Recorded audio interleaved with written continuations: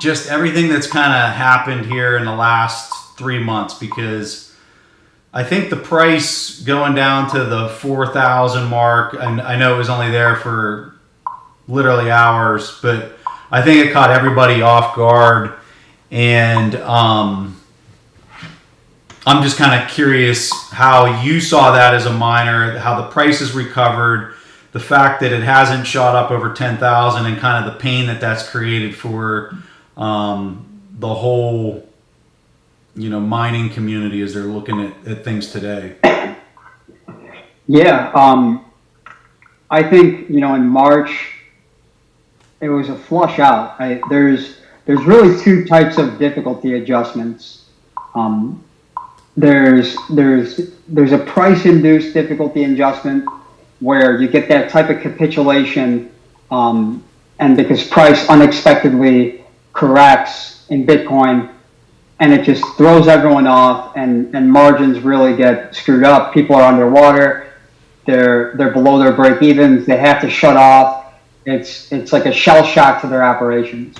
And now we're getting another type of capitulation, which is a halving induced capitulation. Everyone understands that their margins are becoming thin. So they're kind of prepared for it, but it's still going to make facilities go under and capitulate. Capitulation, I think it's a term. My background, I started off in the Bitcoin space running a digital currency hedge fund. So I think of capitulation from the hedge fund side, where someone is operating, they're caught off guard, and they're operating near zero, and they're pressed for several weeks or months, and they finally throw in the towel. It's ultimate exhaustion, and they finally throw in the towel, and then they're done. So it could happen unexpectedly, like we had in March, where the price just corrects nastily and wipes people out, or it could happen through halving, where margins have been very thin and it's stayed down there, and maybe people were hoping the price of Bitcoin would go up, but it hasn't. It's left people in what I would call a purgatory. It's everyone, the whole market is in this very, very thin margin arena, and it's bleeding several different miners out, and that's the shedding. So March, you had people really get caught off guard, having to shut down, liquidations are happening, and right now, this is a more expected one, and people that need to still upgrade, they understand it, but they're still going to go through liquidation. I mean, we're working on a large auction and liquidation right now. We're going to likely scoop up about, what's the number, Sam? 1300. A couple thousand S17 pluses from a facility, because their electricity rates have kind of gone up. They're underwater due to the halving. They still have a lot of old gen, and it's bringing their total operating costs down. So that's a different type of capitulation that's more halving induced. So there's two different types. So, when we're looking at, and I'm just going to warn everyone, I'm having a hard time concentrating because I'm seeing the comments there that you can hear the questions popping up, but I have to have that sound there because the way that I have the sound set up, so it's kind of a disaster, and I'm a mess right now trying to coordinate all these disasters. And just be aware, we're probably only going to go another 10 or 15 minutes just because of the sheer technical mess that this is. I got to get somebody here that can somehow rig my setup going from podcast to live streams, because I clearly have not figured it out. All right, Matt, I apologize. And folks, if you want to put some questions for Matt in the on the side here, please put them in there. I'm seeing the comments, and I'll throw those up to Matt as we go. The thing I'm looking at right now are your reports that you wrote. You have a new one that came out just in the last couple weeks, right, Matt? Which one is that? I'm looking at the one that says the mining market is not immune to human psychology. Oh, that was 2019. That was March of That's 2019. okay. All right, I'm getting them mixed up here. Yeah.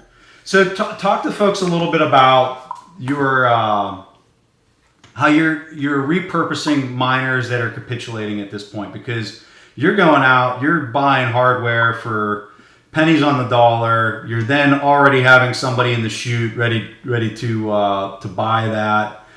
Talk about how those weak hands or the miners that haven't been able to manage their risk or manage their cost structure, and how those are going into much stronger hands that have done a great job of that. So walk us through some of that. Yeah. So there's a lot of facilities that have these mid-gen mining rigs that they could have bought just a year ago, and because the next gen equipment has become so powerful, and now they're all sold out until through December, rigs are coming online. So it's counterbalancing the inefficient miners that are shutting off. So that's why we're not seeing a massive drop in difficulty, because you're getting, difficulty is net rigs plugged in. So old machines are coming offline. Since Bitcoin still has not taken off beyond 10,000 and gotten into the 12,000 to 15,000 range, we're in that purgatory state. So margins are thin for many different miners. So miners running old and mid-gen, they're shutting off, and you would expect difficulty to go down, hash rate to drop off, but that's not happening. It's being masked. It's being masked because new money is coming in, and they're deploying next-gen equipment. And there's other facilities that are operating with lower than expected electricity. This is really interesting. When we were scoping out different sites during Q3 and Q4 2019, when we were going to launch our Bitcoin mining fund, Blockware Mining, there were different facilities that they were mining around 3.8 cents, and the utilities were going to hike their rates to about 4.2 or 4.6. This was 6 months, 6 to 9 months ago. And then COVID happened. And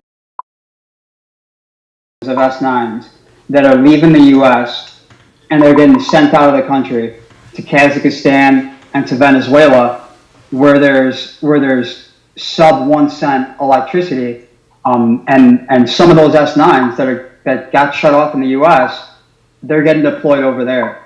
So once again, you're seeing a masking of shutoffs. Miners, there are facilities that no longer can operate, or they have to upgrade to the next gen. But we're no longer seeing the relief and difficulty because that old gen is getting repurposed, or next gen is getting plugged in, and that counterbalances hash rate and difficulty. So, dude, you just crushed half of this, and I jacked it up because I was trying to get your video. I was trying to jerry rig your video into the feed. This is just brutal.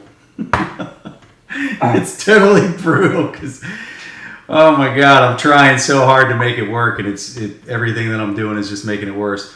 I want to ask you some more questions because I just kind of have an epiphany as you were saying that.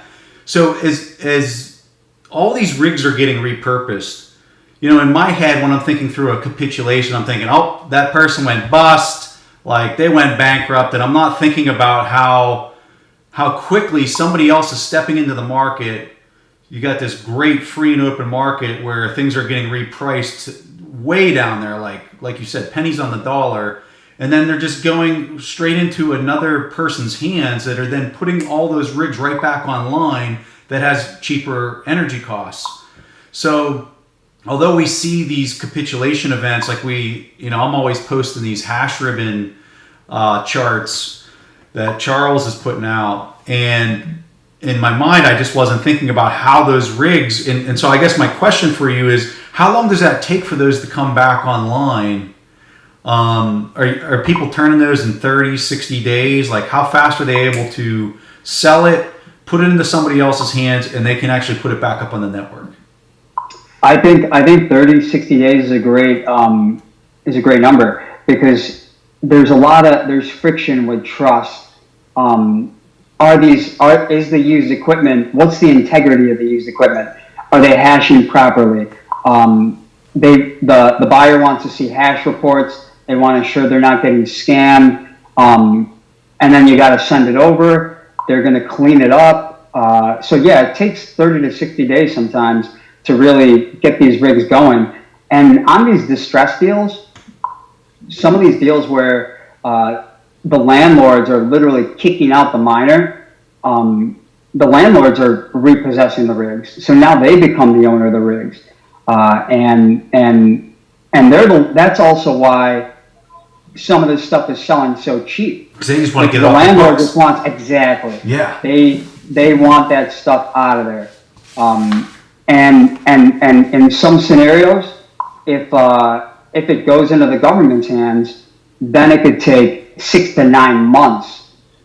So that's why guys like us who are looking at some of these distress deals, we want to go in there and we want to work directly with the landlord, buy stuff up immediately, or with the former owner of the rigs, buy stuff up immediately and ensure it doesn't go through bankruptcy and get tangled up for 6 to 9 months.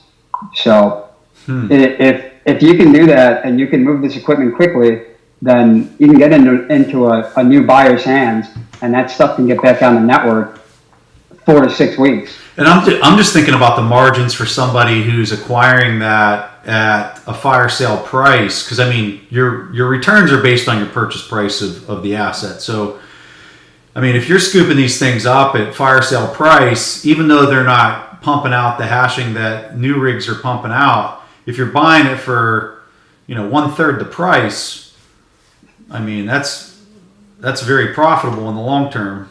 Would you agree with that? I think mining is one of the best areas to make money in the blockchain Bitcoin space. Really?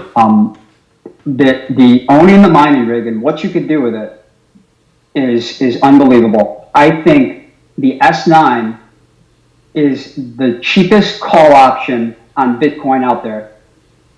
There's S9 selling for $20 or $25 right now. Really? With the PSU, they're selling for $20 or $25. And if you have 2 cent, 3 cent power, let's say 3 cent power, and they're making, let's say $15 a month, you earn back your money in a month or two. You remove your cost basis, you earn back your money in a month or two. Now, let's say Bitcoin goes up. Now it gets really crazy. From 10,000 to 13,000. So Bitcoin goes up 30% in price. But how that flows to the rewards of the S9, the S9 will start making from $15 to about maybe $35. So now the S9 is making double or 140% more. So the value of the S9 is no longer going to be worth $20 or $25. It's going to be worth $45 or $50. So you've removed your cost basis on that S9, and the S9 is appreciated more than 100% in value because of the earnings, the future cash flow earnings, where Bitcoin only went up 30%. So the S9 right now, I believe that is the most attractive call option on the price of Bitcoin. Huh. Now, you said 2 to 3 cent energy costs. So what does that look like? Describe that for a person here in the U.S. Like, how are you achieving that type of expense for your energy? So there are some really sophisticated mines out there. Natural gas, extremely achievable. We have a client who's got 1 cent electricity. This is where a lot of acceleration is. There's a lot of growth. Miners are partnering up with oil companies, and they're putting the pipelines in the oil wells. They're pulling out the natural gas. They're running the piping maybe a mile away. They've got a container deployed a mile away. They're hooking it up to a natural gas generator. They're generating electricity at 1 cent power, and they're running rigs, and they're completely off the grid. And they're achieving 1 cent power by doing this. So that's one area. There's And this is the miners first. out. This is the first cycle we've seen that, right? Yeah, for the most part. There's people that have been doing it probably for about a year and a half. Yeah. But now it's out there. People understand it. People are scaling. I mean, that's going to become a feeding frenzy here in the coming year. It definitely will. And it's really an energy play. People are doing this because Bitcoin consumes so much electricity. So it's a lucrative opportunity to really optimize, fine tune, and understand how to create this energy mechanism through containers and natural gas generators. And they're gonna scale this out and power small towns. I mean, that's the big picture, and it's gonna be completely off the grid. They're going to scale this out and power small towns. Explain that to me. So, right now they're doing it at small scale, like Yeah. 1 megawatt, Yeah. right? If they think about if every block has one of these units, they can start running residential blocks off of these units off of natural gas because there's excess, and you just have the piping run a mile or 2 miles. You have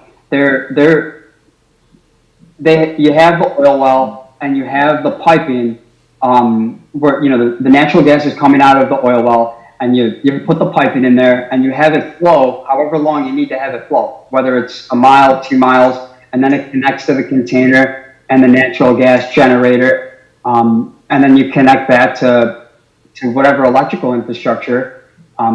Right now it's for Bitcoin mining, but people will leverage it for other use cases, right? And that's all off that is not using the grid at all. So that's fascinating to me. And the electricity rate's about 1 cent. It's more CapEx intensive. So once they make that more efficient, that's kind of the counterbalance right now. It's CapEx intensive, but they'll get around that. And when you do things at mega scale, the CapEx becomes worth it, especially if you're consuming enough power. Now think about.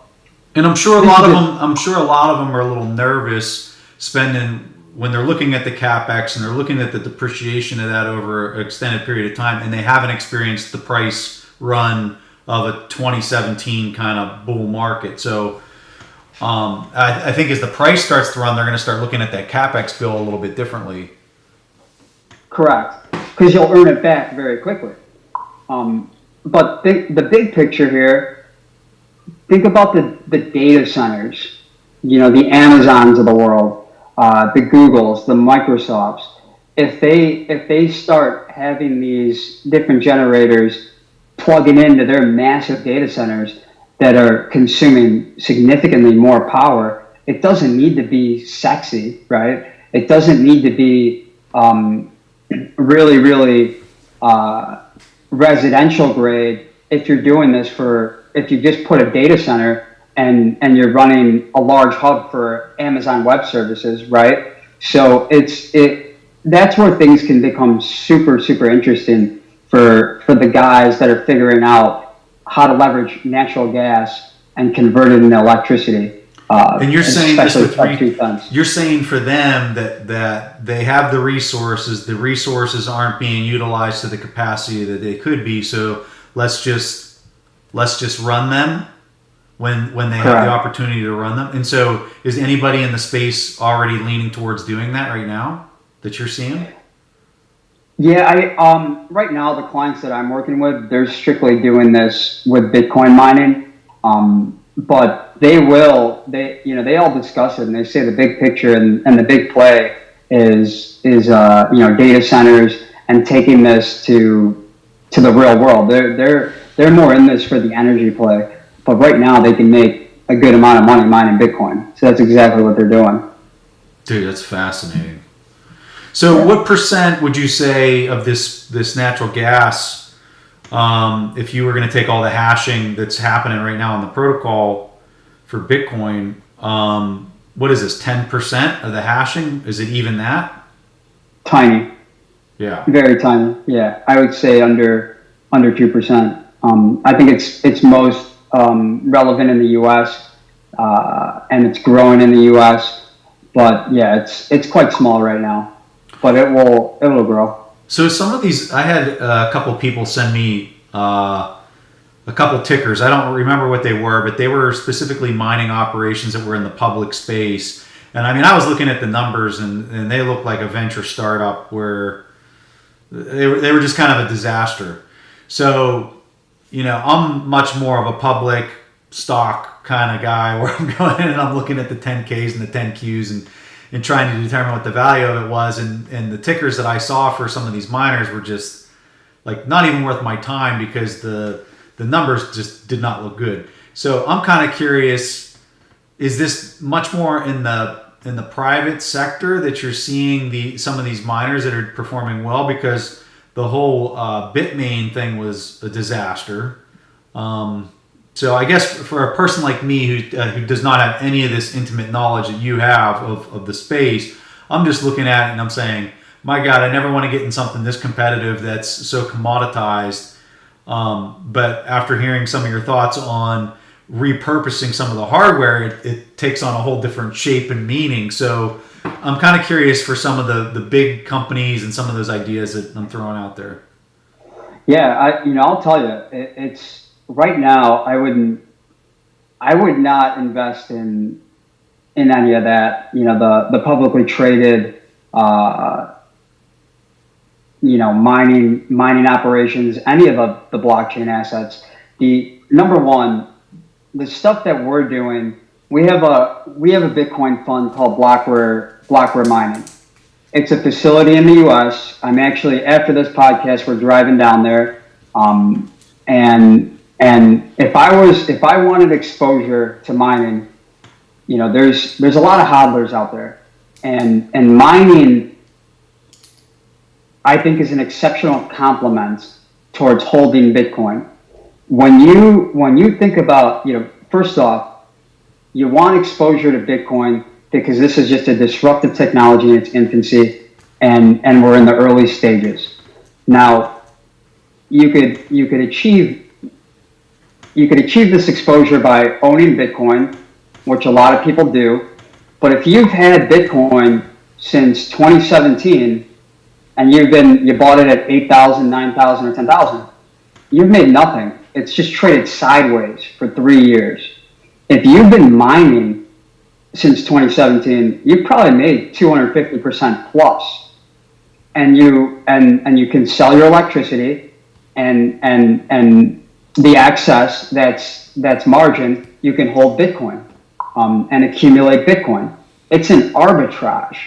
It's truly an arbitrage, and it's dollar cost averaging.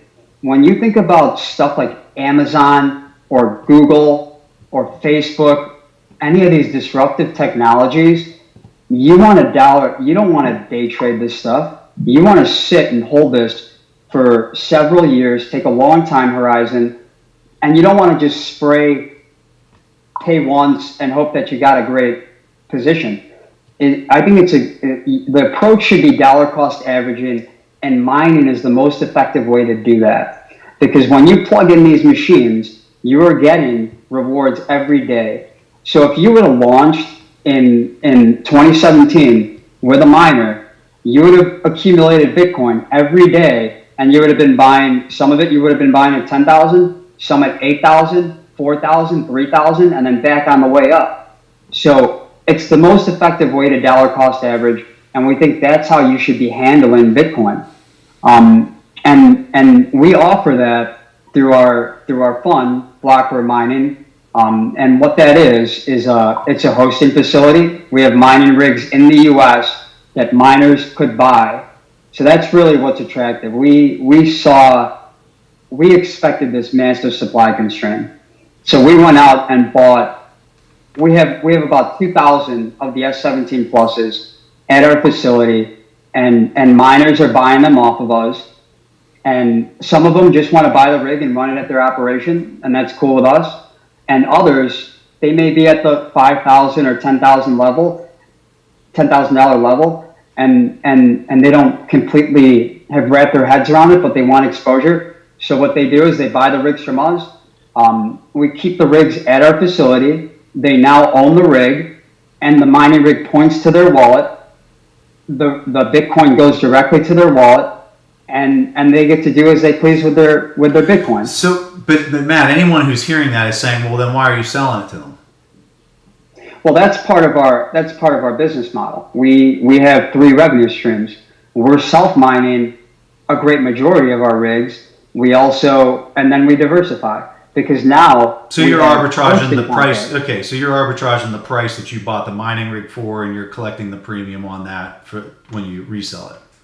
That we do sell it at a premium, but also it's because we diversify our operation, because now people are paying us a hosting fee, right? So it becomes a cash flow business as well. So a majority of the stuff we self-mine, we accumulate Bitcoin, and then if people want to buy the rigs, they can buy them. The rigs stay there, and now they're paying us a hosting fee to manage the rigs. And when you look at our rates, they're industrial scale rates.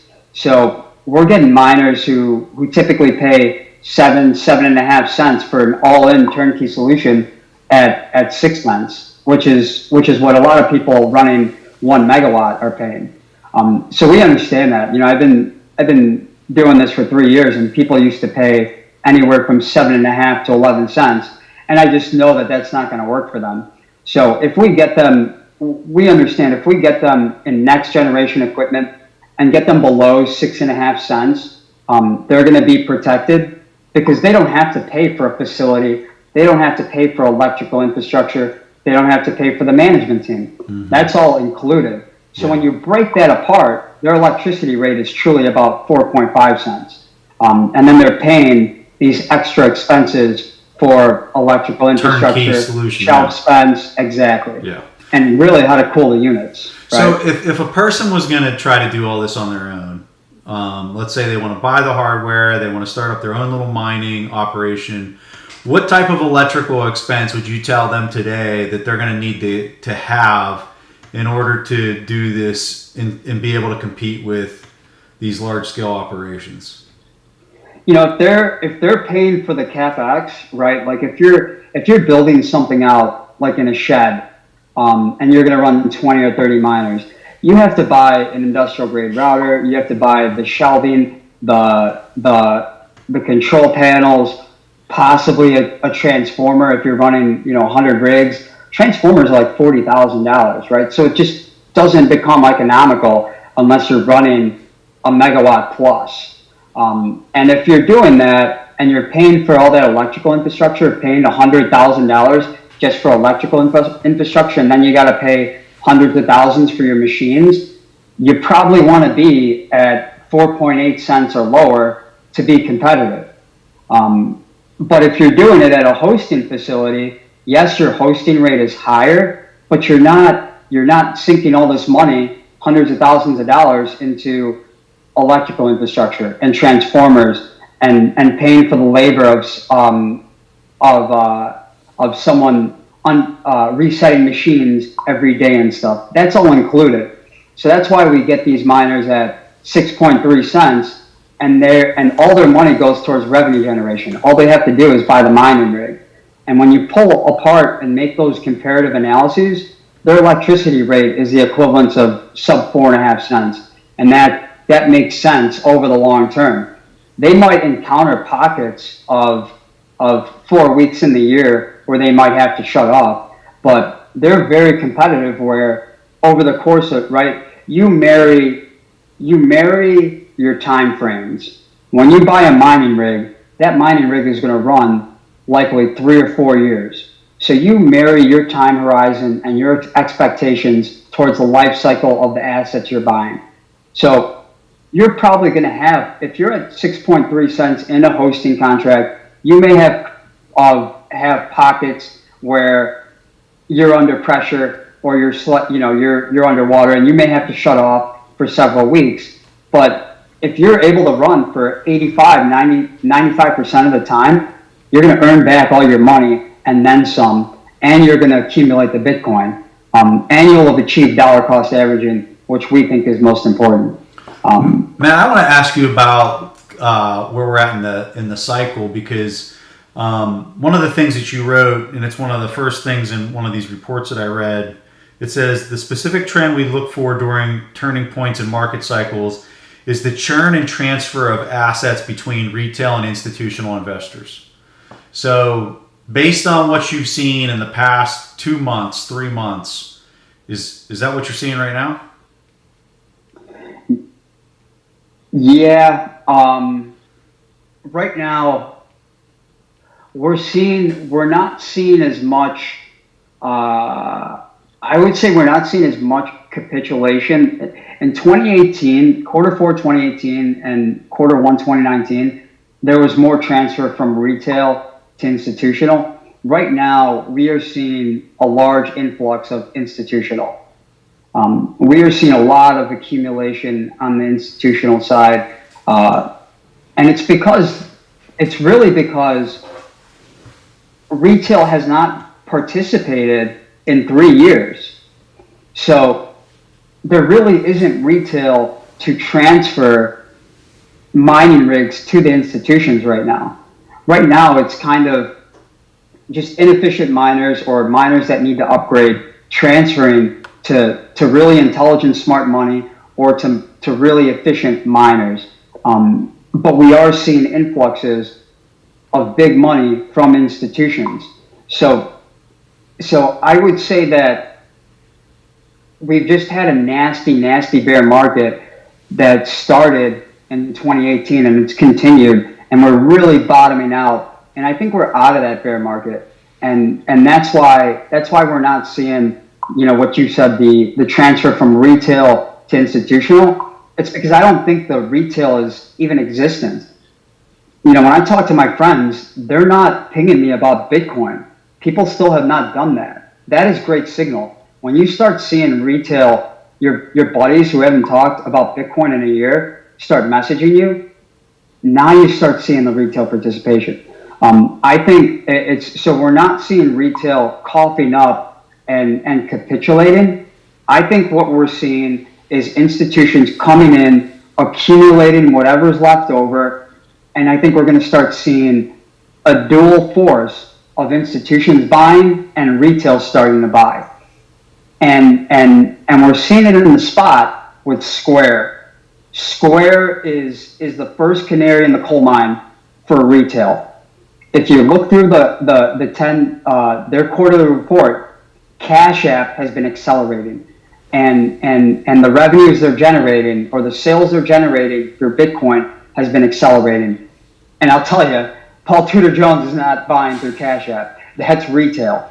And now PayPal has identified, right, that there was just news about PayPal and Venmo, how they're going to start, they're seeing Cash App become more popular, and that is driven by people leveraging Cash App to buy Bitcoin. And now PayPal is stepping in the arena, and they're going to do that with Venmo. So when you see the publicly traded companies who understand the market, the beauty of these large, I shouldn't say the beauty, but an advantage of these large tech companies is they understand their clients. They have hundreds of millions of clients, and they suck up their data and they understand them. And Jack Dorsey has done a great job, probably because he marries the information from Twitter and Square, and they've been at the forefront of leading with Cash App, and now PayPal sees Cash App eating Venmo's lunch, and now they're getting involved, and it's still speculation, but it looks like it's real, and they're going to start allowing users to acquire Bitcoin through Venmo and PayPal. And that is signal of retail. And when you get, and this is all on the spot side, the Bitcoin spot side, when you get both levers, institutional money and retail money participating on that buy side, that's how you get, the number we're all looking for is 10,600. We need Bitcoin to break through there. And I think having those two forces, institutional accumulation coupled with the retail participation, I think that's what's going to blow us through. And that's what's going to lead this next bull market in Bitcoin. And I was telling you how right now the mining market reminds me of late 2018 and early 2019, where margins were really thin, and it looked horrible. And we released that paper how Bitcoin miners adapt in a bear market in December 2018, going to the bottom in the mining market, which was accurate. People went in and made a ton of money because Bitcoin shot up from 4,500 all the way to 54 and made its way to 13,800 by June. I think we're in a similar environment right now. I think the Bitcoin spot price is going to start a bull market, and it's going to pull the mining market out of the purgatory bear market, and miners are going to make a ton of money. And it's a perfect storm for the miners who have rigs right now. You asked me, well, Matt, how do you make money? Why are you selling rigs? Why do you sell it at a premium? Because I know, and we've been planning and expecting this supply constraint. No one can get rigs until December. Think about that. If Bitcoin takes off and people want mining rigs, what are they going to do? They're going to have to wait until December to buy mining rigs. So you got to buy them domestically. So those deserve a significant premium. There's going to be a supply constraint, a massive supply constraint. And if the Bitcoin price shoots up, people are going to want to get their hands on mining rigs, and they're not going to be able to do it. And there's going to be 6-month lead times, and who knows what things look like now. And that's why you got to get your hands on mining rigs now, because if the opportunity's there and you're not positioned, you're too late. So you got to buy when it looks terrible. And that's what we've done, and that's what we've encouraged some of our clients to do.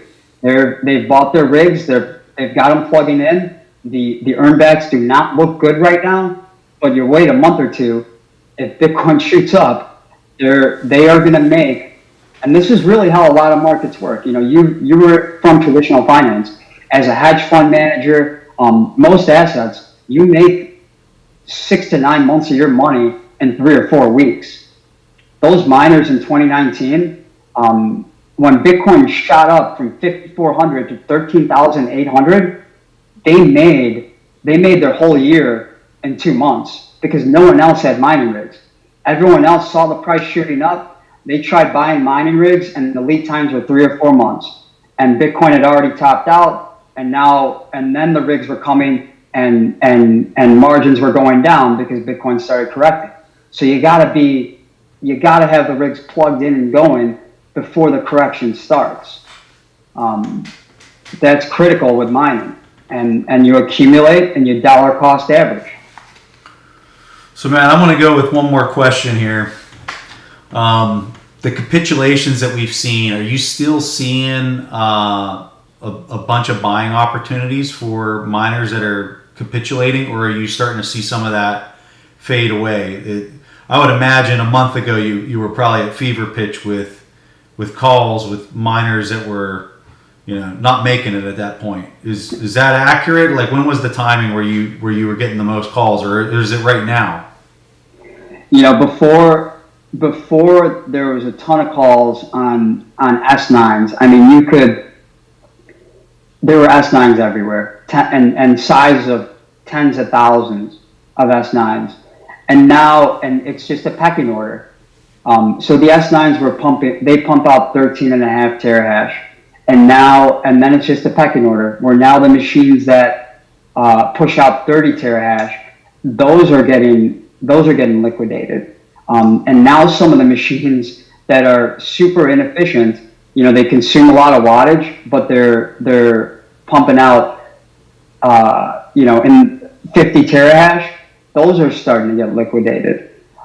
It's companies that do not create efficient machines. So like your Innosilicon, your eBang, and those are under pressure. And now those are starting to get liquidated. But they could go towards miners that have cheaper power, and they'll last for a year or two once they get to the right hands.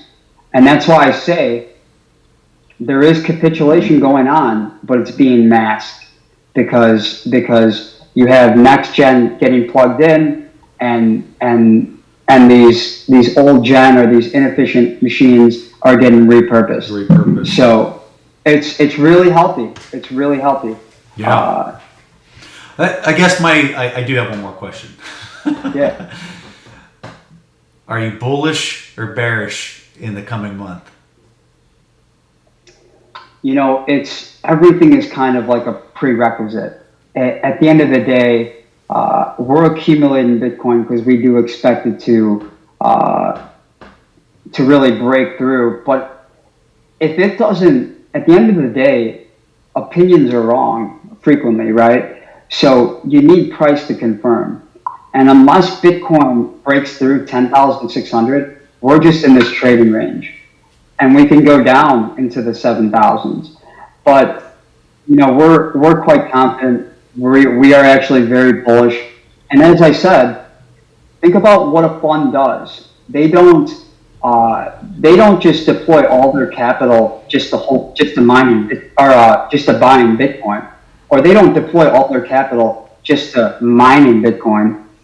They're going to get diversified exposure to the Bitcoin space. So they may deploy 50% of their capital towards projects building on the Bitcoin network or services for Bitcoin, and then 30% towards physical Bitcoin, and then 20% towards mining. So when I see institutions and funds deploying, we're basically the market makers on the mining rig side. So I could see what's going on there, and I know who's buying and selling. Yeah. So when I see millions of dollars for buying mining rigs, I know that they're also deploying towards buying physical Bitcoin, and buying equity in these different companies. So I see all the money pouring into the mining space and buying in the mining rigs.